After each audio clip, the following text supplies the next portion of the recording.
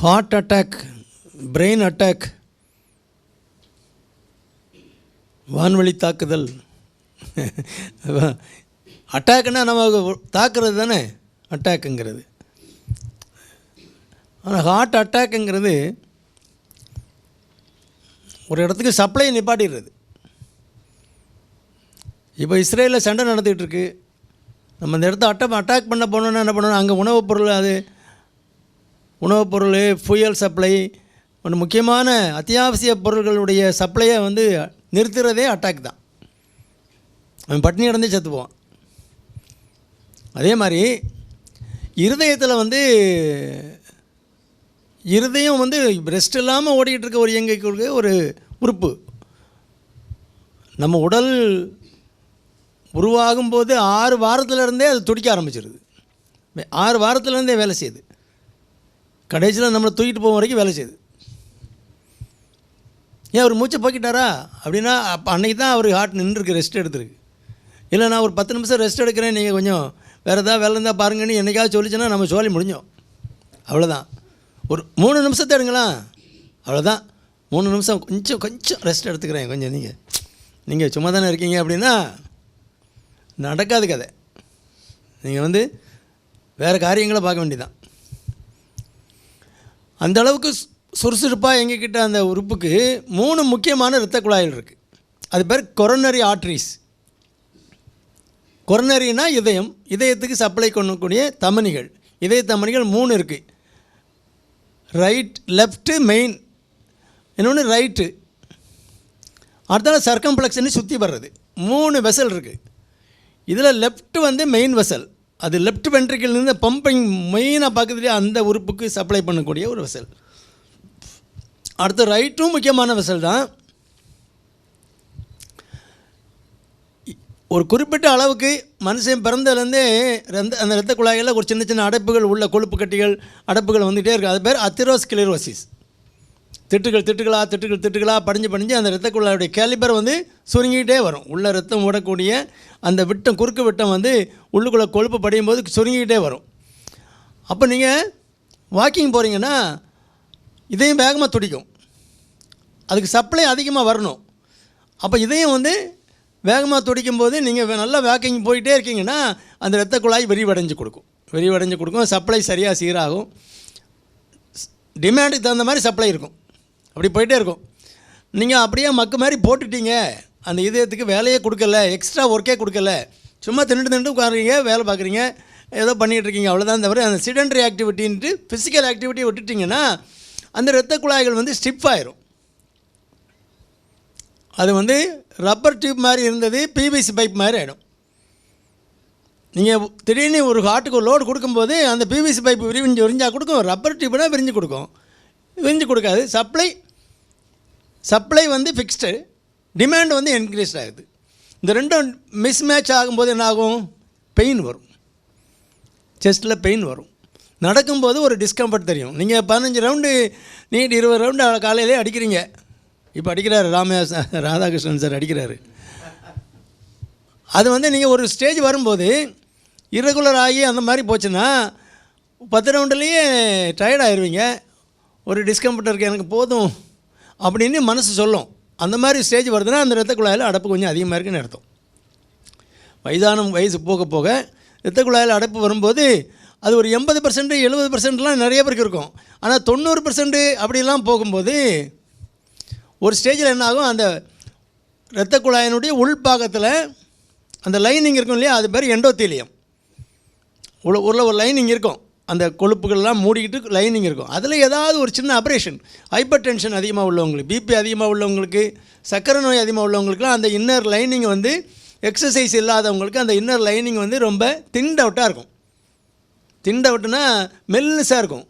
அதில் எங்கேயாவது ஒரு இடத்துல ஒரு ஆப்ரேஷன் ஆகிடும், சின்ன ரப்சர் ஆகிட்டுனா அந்த இடத்துல என்ன ஆகும், ரத்த திட்டுக்கள் உள்ளே ஓடிக்கிட்டு இருக்க ரத்தம் எவ்வளோ திட்டுகள் வேணாலும் அது வந்து அடைஞ்சிக்கலாம், உடனே அட்ராக்ட் பண்ணும். அதில் அந்த ஒரு சின்ன லீக் ஆனவுடனே அங்கேருந்து ரத்த திட்டுகள் அட்ராக்ட் பண்ணும். அது வந்து ஆர்பிசி, ரத்த சிவப்பணுக்கள், வெள்ளை அணுக்கள் எல்லாத்தையும் விட்டு ஃபைப்ரின் ஒரு நெட்வொர்க் ஃபார்ம் ஆகி டபக்குன்னு ஒரு கிளாட் ஃபார்ம் ஆகி ஃபுல்லாக அடைச்சிக்கிடும். ஏற்கனவே 20% தான் அங்கே பாக்கி இருக்குது. அதை அடைச்சிக்கிட்டுனா அதுக்கு அந்த பக்கம் ரத்தமே போகாது. அப்போ அந்த மசில் சஃபர் ஆகும். மசிலுக்கு ரத்தம் கிடைக்கல என்னாகும்? இப்போ நீங்கள் உங்கள் கையை இறுக்கி கட்டி போட்டிங்கன்னா அந்த பக்கம் எவ்வளோ வலி வரும், கொஞ்ச நேரம் அப்படியே தெரிக்கும். அதே மாதிரி ரத்தம் ரொம்ப சப்ளை பண்ணியிருந்த இடம் கம்ப்ளீட்டாக நின்று போச்சுன்னா அதான் அட்டாக். சிவியர் பெயின் இருக்கும். எங்கே இருக்கும்? நேராக இங்கே தான் கை வைப்பாங்க. எங்கே வலிக்கணும் இப்படி தான் கை வைப்பாங்க. இங்கே வலிக்குது அப்படின்னு சொன்னான்னா அது இதயத்தில் உள்ள வலியே இல்லை, தைரியமாக விட்டுடலாம். எனக்கு இங்கே வலிக்குது, அடைக்கிற மாதிரி இருக்குது, நெரிக்கிற மாதிரி இருக்குது அப்படின்னா ஹார்ட் அட்டாக்னு அர்த்தம். இதுதான் ஹார்ட் அட்டாக். 100%, அது 80% 70% இருந்தது. திடீர்னு உள்ள ஒரு ரப்சர் ஆகி ஒரு இரத்த கிளாட்டு ஃபார்ம் ஆகுது. ஏன் கிளாட் ஃபார்ம் ஆகுது? ஸ்மோக்கர்ஸுக்கு ரிஸ்க் அதிகம், டயபெட்டிஸ் இருந்தால் ரிஸ்க் அதிகம், ஹைப்பர் டென்ஷன், இதெல்லாம் கான்ட்ரிபியூட்டிங் ஃபேக்டர்ஸ் இந்த மாதிரி அட்டாக் வர்றதுக்கு. ஏஜ், அந்த ஃபேமிலி ஹிஸ்ட்ரி, சில அந்தந்த குடும்ப வாக்கில் வரும். இதெல்லாம் இருந்தால் மாடிஃபையபிள் ரிஸ்க் ஃபேக்டர்னு இருக்குது. என்னது? கொலஸ்ட்ராலை குறைச்சிக்கலாம். அது ஒரு ரிஸ்க் ஃபேக்ட்ரு. கொலஸ்ட்ராலுக்குன்னு நம்ம கொழுப்பு சத்துள்ள ஆகாரங்கள் தவிர்க்கலாம். ஹைப்பர் டென்ஷன் ரிஸ்க் ஃபேக்ட்ரு, அதை நம்ம கண்ட்ரோலுக்குள்ளே வச்சுக்கலாம். டயபெட்டிஸ் ரிஸ்க் ஃபேக்ட்ரு, அதை கண்ட்ரோலுக்குள்ளே வச்சுக்கலாம். ஏஜ், அதை ஒன்றும் பண்ண முடியாது, அது நான் மாடிஃபைடு, அதில் விட்டுடலாம். ஃபேமிலி ஹிஸ்ட்ரி எங்கள் குடும்பத்தில் எல்லாருக்கும் உண்டு, சரி அதையும் விட்டுடலாம். மாடிஃபை பண்ணக்கூடியதெல்லாம் நம்ம மாடிஃபை பண்ணிக்கலாம். ஃபிசிக்கல் இன்ஆக்டிவிட்டி, சும்மா மக்கு மாதிரி உட்காந்துருக்குது, அது ஒரு ரிஸ்க் ஃபேக்ட்ரு, அதை கரெக்ட் பண்ணிக்கலாம். வாக்கிங் போய்க்கலாம், ஹைப்பர் டென்ஷனை கரெக்ட் பண்ணிக்கலாம், டயபெட்டிஸை கரெக்ட் பண்ணிக்கலாம், லிப்பிட்ஸை கரெக்ட் பண்ணிக்கலாம், தூக்கத்தை சரி பண்ணிக்கலாம். எதெல்லாம் ரிஸ்க் ஃபேக்டரோ அதெல்லாம் மாடிஃபை பண்ணக்கூடியதோ அதெல்லாம் நம்ம முயற்சி பண்ணி சரி பண்ணி வச்சுக்கிட்டா இந்த ஹார்ட் அட்டாக் பற்றி பயம் இல்லை. அது எப்போ வரும்? 75-80 வயசில் வரும். அப்போ ஒரு நல்ல அட்டாக்காக வரட்டேன்னு ஆண்டவன்ட்ட வேடிக்கணும். புசுக்கண்ணி போகிற மாதிரி ஒரு அட்டாக்காக வந்துட்டேன்னா ஒரு பேருக்கும் தொந்தரவு இல்லை. ஒரு நேற்று ஏன் கூட நடந்தாரே, இன்றைக்கி ஆளை காணுமே அப்படின்னா அவர் போயிட்டாரே, நீங்கள் பார்க்கலையே அவரை, போய் வழி அனுப்பிட்டு வாங்கன்னு போய் வழி அனுப்பிட்டு வந்துடலாம். அப்போ அது அப்படி வரணும். ஒர்க் பண்ணிகிட்டு இருக்கும்போதே வந்தேன்னா நிறைய பேருக்கு யங் ஏஜில் அப்படி தான் வருது. அதுக்கு நான் சொன்னேன்ல மாடிஃபைல் ரிஸ்க் ஃபேக்ட்ரு, இது எல்லா ரிஸ்க் ஃபேக்டரும் வச்சுருப்பான், இதை பற்றி அக்கறையே இருக்காது. அதனால தான் அவங்க மாட்டிக்கிறாங்க. Obesity is a risk factor, hyper tension, diabetes, stress, இதெல்லாம் ரிஸ்க் ஃபேக்ட்ரு. 10-15 ரிஸ்க் ஃபேக்டரை வச்சுக்கிட்டு ஜாலியாக சுற்றுவான். இந்த அட்டாக் வந்து இது வந்து ஹார்ட் அட்டாக்கு சில இடங்கள் மூளையிலேருந்து இம்பல்ஸ் வந்துக்கிட்டே இருக்கும். சைனோ ஏட்ரியல் நோடுன்னு ஒன்று இருக்கும், அதிலேருந்து அப்படியே ஸ்ப்ரெட் ஆகி 2 வென்ட்ரிக்கிளுக்கும் போயிட்டே இருக்கும். கரண்ட் அங்கேருந்து பாஸ் ஆகி வந்தால் தான் கண்ட்ராக்ட் ஆகும். இது வந்து அந்த மெயினான கண்டக்ஷன் சிஸ்டம் இருக்கு இல்லையா, வென்ட்ரிக்கிள், அந்த இரத்தத்தினுடைய அந்த இதயத்தினுடைய கீழே உள்ள சேம்பர், பெரிய சேம்பர், அதுக்கு அந்த கரண்ட் போட இடத்துல மெயினான இடத்துல கரண்ட் சப்ளை ஆகிட்டுன்னு வைங்க, நின்று போச்சுன்னு வைங்க, இதயம் வந்து இப்படி பம்ப் பண்ணிகிட்டே இருக்காது. ஃபிப்ரிலேஷன் இப்படி இப்படி இப்படி இப்படி இப்படி துடிக்கும், டக்குன்னு நின்றுடும். இது பேர் ஏட்ரியல் வென்ட்ரிகுலர் ஃபிப்ரிலேஷன். இப்படி துடிச்சிக்கிட்டு இருந்த ஹார்ட்டு அப்படி இப்படி இப்படி வரும். நீங்கள் இசிஜியில் ஓட்டிக்கிட்டு இருந்தேன்னா ஒரு இப்படி இப்படி ஒரு இப்படி போகும், பிறகு ஃப்ளாட்டாக ஒரு நோட்டு வந்துடும். வென்ட்ரிகுலர் ஃபிப்ரிலேஷன் வந்து நின்று போகும். இந்த மேஜர் அட்டாக் வந்து தாங்கக்கூடிய சக்தி இல்லை, அந்த கண்டக்ஷன் சிஸ்டத்தில் பாதிப்புனால நின்று போகும். அதுக்கு இது கார்டியாக் அரெஸ்ட்டு. சில நேரங்களில் மேசிவ் அட்டாக் வரும்போது அவங்க நின்றுட்டு இருந்தாங்கன்னா டபக்குன்னு கீழே விழுவாங்க, ஹார்ட் டக்குன்னு நின்றுடும். அந்த மாதிரி ஒரு கார்டியாக் அரெஸ்ட்டில் நீங்கள் வந்து ரிசசிடேட் பண்ணி பார்க்கலாம். கார்டியோ பல்மனரி ரிசசிடேஷன் அந்த நம்ம திரும்பவும் முயற்சி பண்ணி பார்க்கலாம். இதையும் துடிப்பு வந்துட்டுன்னா அப்படியே அவரை பூ போல் ஐசியூக்கு ஷூட் பண்ணி கொண்டு போய் அங்கே நீங்கள் ட்ரீட்மெண்ட் கொடுத்து சரி பண்ணி பிறகு எங்கே குழாயில் அடைப்பு இருக்குன்னு பார்த்து அதை நமக்கு ஆஞ்சியோபிளாஸ்டி பண்ணுறதுக்கு வாய்ப்பு இருக்கும்.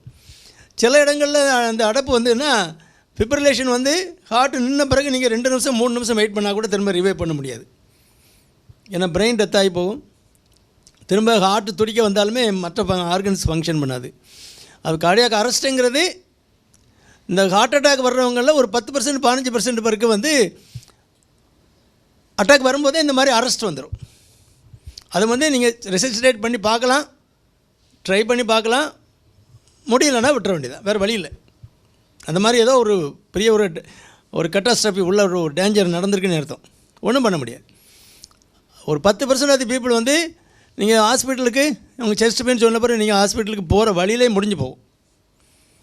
அது நேச்சுரல். 15% வந்து அந்த death will be on the way to the hospital, ஆம்புலன்ஸில் தான் இருக்கும். அதை நீங்கள் சொன்ன மாதிரி அது கார்டியாக் அரெஸ்ட்டு. இது ஹார்ட் அட்டாக்கு. அட்டாக்கில் 185%க்கு வந்து பெயின் சிவியராக இருக்கும். நீங்கள் போய் கண்டுபிடிச்சி எந்த இடத்துல பிளாக் இருக்குன்னு பார்த்து அதை கண்டுபிடிச்சி அதை ஆஞ்சியோபிளாஸ்டி பண்ணலாம். அல்லது அதை அந்த அடைப்பை இப்போ கிளாட் ஃபார்ம் ஆகிருக்கிறத கரைச்சி விட்டுட்டு டெம்பரரியாக ட்ரீட் பண்ணிவிட்டு பிறகு 2 வாரம் கழித்து பைபாஸ் பண்ணணும்னா பண்ணிக்கலாம். என்ன பண்ணணுமோ அதெல்லாம் பண்ணிக்கலாம்.